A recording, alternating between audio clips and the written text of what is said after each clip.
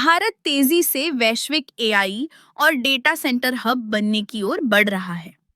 2025 तक देश में डेटा सेंटर निवेश 5 अरब डॉलर तक पहुंचने का अनुमान है, जबकि 2027 तक कुल निवेश 100 अरब डॉलर से अधिक हो सकता है।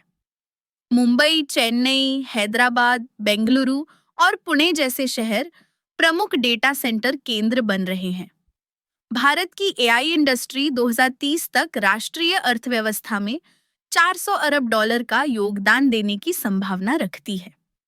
सरकार की नीतियां digital personal data protection act जैसे नियम और भारत एआई मिशन जैसी पहलें एआई अपनाने को बढ़ावा दे रही हैं।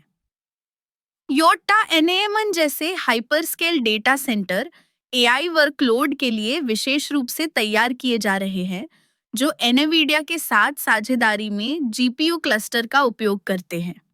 हालांकि भारत के पास विश्व के लगभग 20% डेटा के बावजूद केवल 3% डेटा सेंटर क्षमता है, जो एक बड़ी चुनौती और अवसर दोनों है।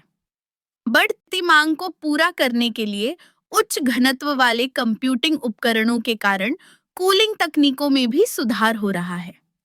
5G क्लाउड सेवाओं और डेटा लोकलाइजेशन नियमों से डेटा सेंटर बाजार को तेजी मिल रही है।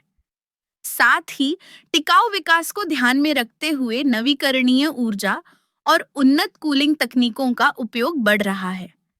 भारत का डिजिटल इंफ्रास्ट्रक्चर विस्तार, कुशल मानव संसाधन और लागत कुशल संसाधनों के कारण विदेशी निवेश आकर्षित कर रहा है, जिससे देश 2027 तक एक सतत और अग्रणी डिजिटल भविष्य की ओर अग्रसर है।